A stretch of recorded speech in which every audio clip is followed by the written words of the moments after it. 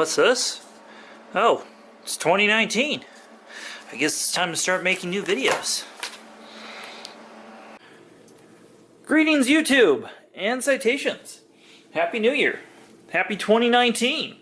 It's pretty exciting stuff.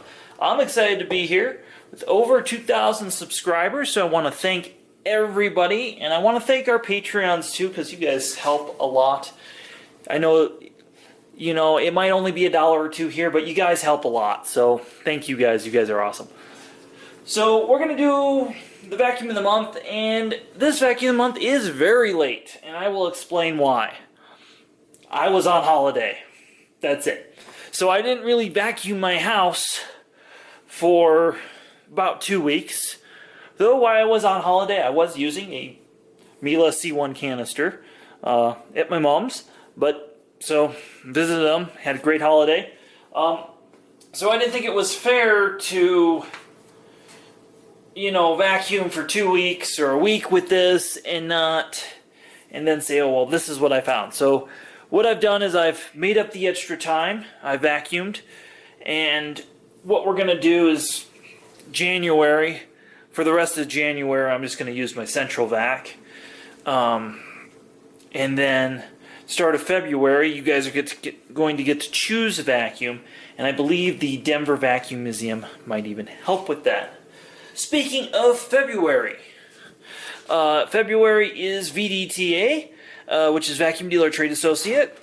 I believe it's confirmed that I will be going to that. So I'm really excited about that. We'll be able to bring you some videos, not on maybe Wednesdays and Saturdays, but we're going to bring you a couple videos real fast, and then maybe I'll spread them out. But the Patreon supporters will get to see them right away with some of the coolest new industry things. So that's going to be exciting. So let's get to the red velvet, see how it did. I think the #1 thing about vacuuming with a velvet vacuum is, well, aren't you going to damage it? Aren't you going to hurt it? So as I zoom in here, I haven't cleaned it off the whole month and some change that it's been vacuumed with, and you can see it's got a little hair. You know, I've got a dog with a double coat and 2 cats, and for some reason people were really concerned about cleaning this thing, like it was going to be some hard thing to clean. Well, I don't know why.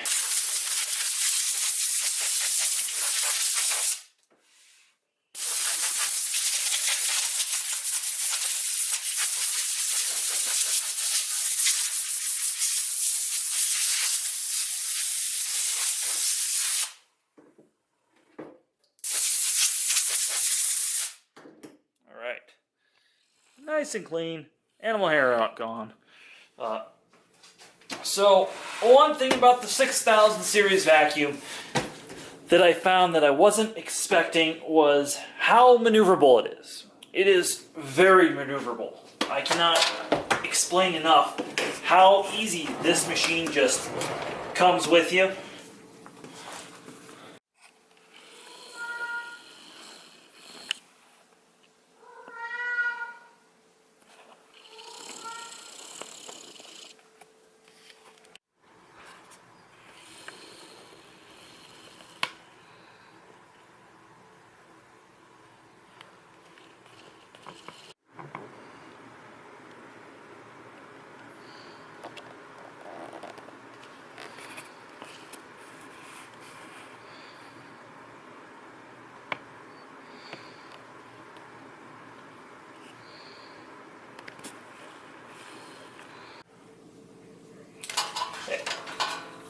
And as you can see, the cord is surprisingly long.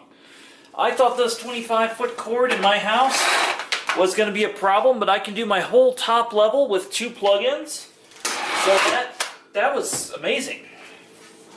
Now, when I open this up, I haven't opened this up other than periodically to check on it. So let's see how full the bag is. So the bag is actually really not that full. I might leave this, it might stay in there. The other thing I was really surprised about is this machine has no Hepa filter. So I expected, while I was using it, I expected to smell a pet odor at some point. Didn't happen. No odors at all.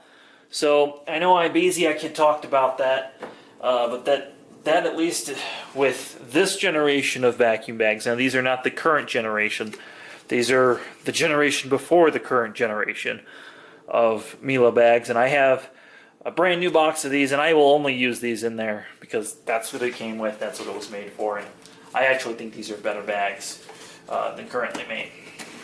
Now, so that's what the bag did. The pickup on carpet was really good. I thought that there was going to be pet hair everywhere and I was going to be sneezing. No, the pet hair pickup was really, really good. In fact, I'm not sure that you need a power brush with the amount of power one of these things puts out. I'm going to have to investigate this a little further before I make any sort of wild claim here. I would say this was very hard to push. So what ended up happening is for my carpet, we ended up turning this down. If you guys are not familiar with that, you can see that this makes a nice click on the S6000. But I ended up turning this down to about the ear, and that made it easy enough to push on my carpet that I could use it.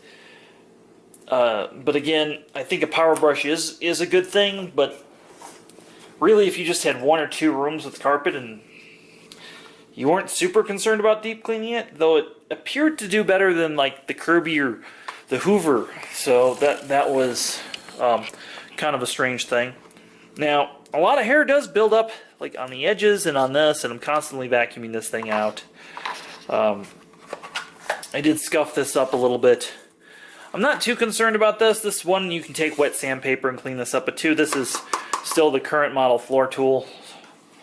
As far as any dings to the velvet body, got one little paint scuff there on the edge, but no dings to the velvet body. So that was a big thumbs up, and to clean it for the camera, I took the accessories off. I have to say, having the accessories handy, because I don't do that with my central vac. I don't keep accessories on my central vac. I keep them in a bag in the closet. Having them on the cleaner to just go off and use the dusting brush, I think I did a lot more above floor cleaning than I had planned on.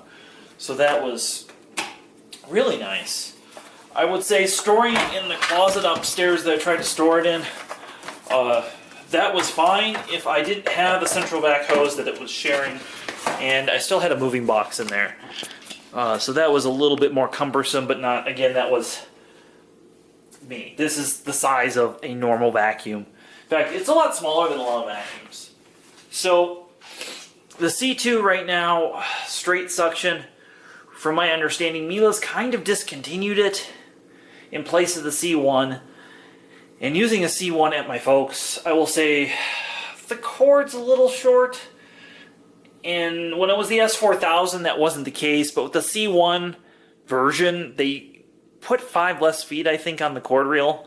It wasn't as long as this. So that would definitely be a modification for your Miele dealer, would be to order the cord by itself and put it in, or if you had a longer cord reel, and put it in a newer one. So that is a difference between the S4000 and the C1 I happened to find on my trip. You know, it's not related to this, but it's something to note. But overall, just fantastic little vacuum cleaner. And I was, again, a lot of these things were surprising. I thought it was going to be, I thought the C2, this vacuum here, which is an S6000 series, would be too small for my house. I thought it was going to be plugging in and unplugging it. Not the case. I stand corrected. I was wrong. Bruce, who comments all the time, so thank you, Bruce, for commenting all the time, said in the comments when I started this, something to the matter of, oh my gosh, you at least give it a fighting chance, use a turbo brush. I think it cleaned just fine by itself. I really think a turbo brush would be easier to push and probably would clean a little better, but again, I wasn't dissatisfied with the performance. Now, when we put this to an airflow gauge, we do know that this machine, when we talk about working vacuum, does surpass something like a Kirby, or, you know, it's hard to say. I want to say it would surpass my Concept 1, but it's, the Concept 1's so hard to test, I can't say that for sure, but I feel like it would. And it just, you know, of course I used a brand new vacuum, of course I liked it, but it can't say enough good things about this. So, something that I will just tease you with. So that was sent to me by a friend, I guess we'll say, an acquaintance, this Kenmore. Now, if you remember these Kenmores, they are fucking horrible. This is a fucking horrible machine. It's got no power. I just set it up here and I just saw the problem, but it gets its own video. I also have the bagged version that we'll probably do side by side with this. So that's something just to tease you that will come much further down the line, but something just to mention. So I thought I would just move to the vacuum room just to finish this up because I reorganized my vacuum room. You can't tell, but I did. Put in this little shelf over here. Super happy about that. So I'm going to real quick read some comments off YouTube, and I thought you'd enjoy them.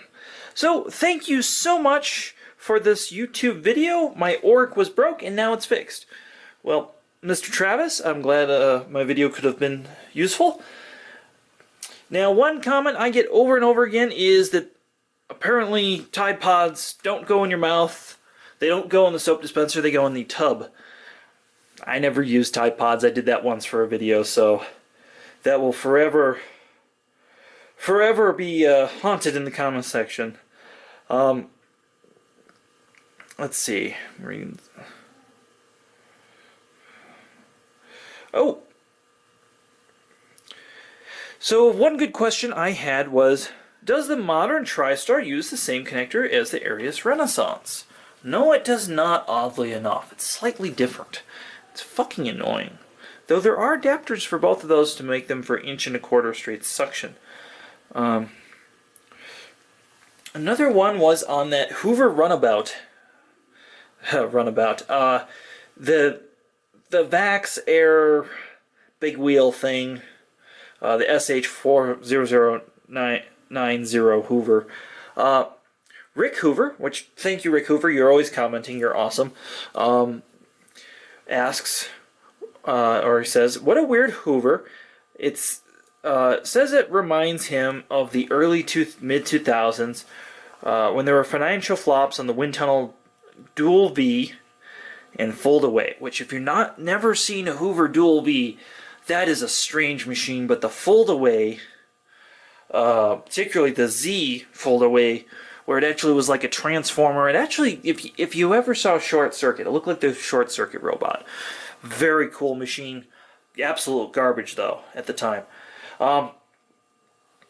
And another one on that video. Cray vacuum cleaner. This one's from Craig. Thank you, Craig, for commenting. The GE Roll Easy was very ahead of its time, and it seemed easier to use. Hoover tried, but there's still room for improvement. Fantastic video. Another interesting vacuum in the world of vacuum cleaners. Thank you. Let's see.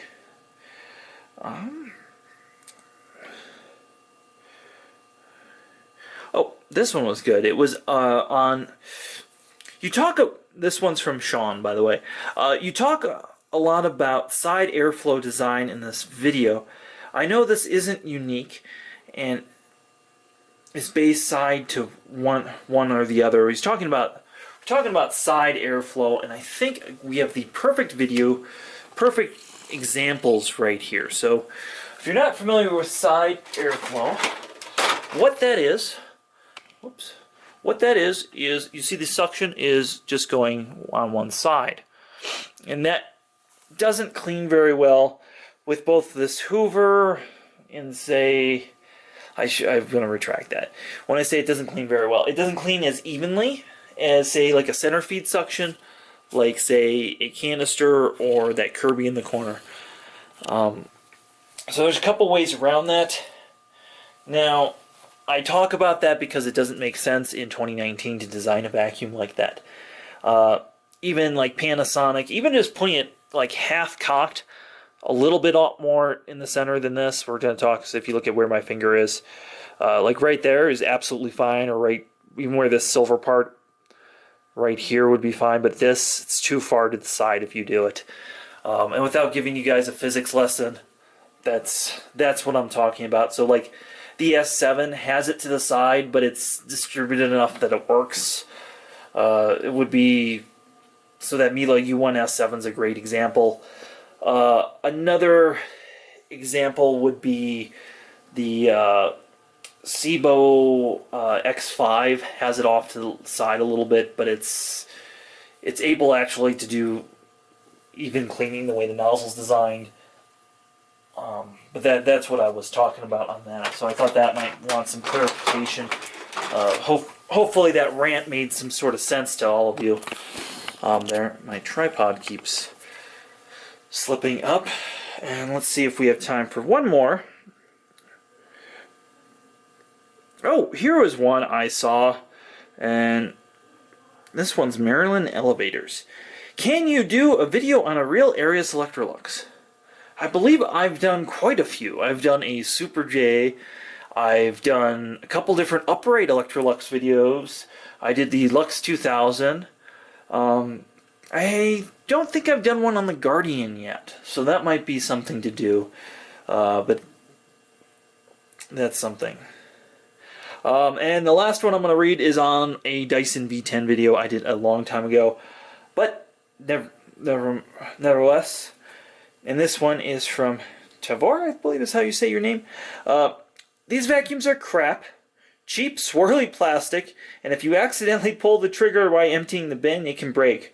The dust penetrates every part of this machine, so you need another vacuum to clean it.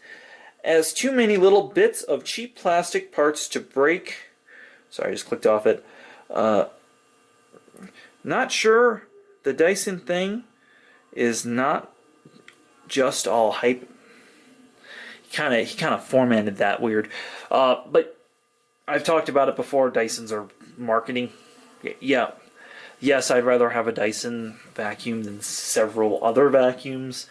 But for the most part, they're a vacuum made for under $100, assembled by children or other questionable label sources in Malaysia, and then sold to first world markets as a luxury brand and then marked up for advertising. So yes, they all just hype. Another one I wanted to read real quick is, I'm always telling people not to try this at home in my videos. And there's a reason for that. One, I cannot be liable when you take something apart and break it. I just cannot be liable for that. Two, I really think that most cases you're better off, if you're not super mechanically inclined, you're better off bringing it to a Miele dealer. And I think that's something that, when I say Miele dealer, it could be the Simplicity dealer, it could be your Hoover dealer, whatever. It was on the Miele video that the comment was on, but that's why I say don't do that. And I've seen enough people disassemble their vacuums, bring them back in a box. So I personally can't be liable for that, but that's why that's said in like every single video. Just like you see when people do a simple stunt on a bicycle, they say, don't try this at home, kids. That's why I say, don't try this at home, kids. So that's really it for the comments right now in terms of the good ones that I've seen. But I appreciate all your comments, and I appreciate when you guys thumbs up the videos.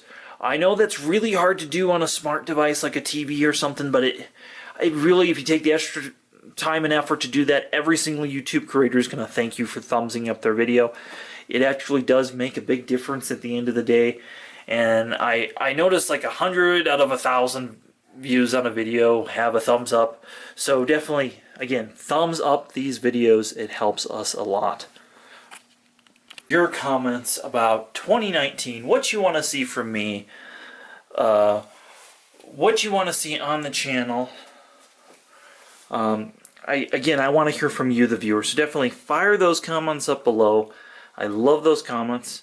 And definitely, you know, if you haven't liked us on Facebook, definitely go ahead, like us on Facebook. Share us with your friends and family. And definitely like us on Instagram. We got a pretty good following now on Instagram. That's starting to take effect. But I try to post every other day or so on Instagram. So I'm not going to blow up your Instagram, but we are doing that. Take a look, show you a little bit what's here if you haven't been in the vacuum room before. We've got the Hoover there. I got the two Miele twins. My S7 is missing. If you didn't know, my S7 is on like permanent loan to a friend. I actually gave it to a friend. He said, hey, I need a vacuum. I said, oh, you know, give this S7 a try, which is now the Miele U1. And I kind of was like, you know, whatever, just keep it. I'm not really using it. So that's why you don't see that in here. And I wish I had that to do a vacuum of the month with that, because that would definitely be interesting. But as of right now, I don't. And Vance, if you're watching this, you know, you go do something else more productive. So that kind of wraps up our video here. And you know, 2018 sure was fun with all the drama on Vacuum Land. And actually, 2019 is starting to be a drama place on the vacuum forums. So if you don't get up on vacuum forums, don't. They're kind of silly. Fun though. So you know, my audience, I'm sure every one of you guys like talking about vacuums. So why not discuss this with other like-minded people on the internet? Sounds all good and well, right? No, because these people are not like-minded. So we can't even talk about vintage vacuums or ask for a manual politely, apparently. So this is why we can't have nice things. I have to say, if you do want to discuss vacuums online, I think Reddit has been the most drama-free of them all, as much as I fucking hate Reddit. I don't hate the Reddit user, I hate Reddit as itself, and the kind of people, well, maybe I do dislike the users. Hate would be a strong word, but maybe I just do dislike some of the Reddit users. Though I've bumped into plenty of good ones out there on the vacuum forum. But on the rest of Reddit, I guess, is where I'm coming from on there. There's a lot of, you know, millennial, what is a phone jack in my house sort of posts. Yes, that's serious. I did come across that. So the other one that's on the internet that people discuss is there's numerous Facebook boards, and I want to say it's almost all the same people on Vacuum Land.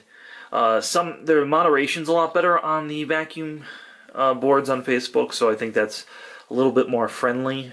If you're looking to talk with other collectors, that's someplace I'd start.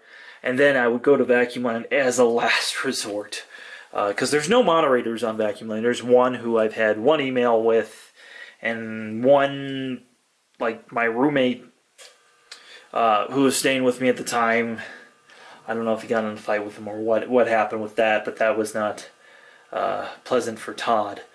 But anyways, so that's what I have to say about all that, and I want everybody just to enjoy vacuums, and, you know, post, you know, pictures of your nice vacuums on the boards, and, you know, don't start fights. You know, yes, one vacuum might clean better than the other, but really at the end of the day, you're not going to convince any of these people.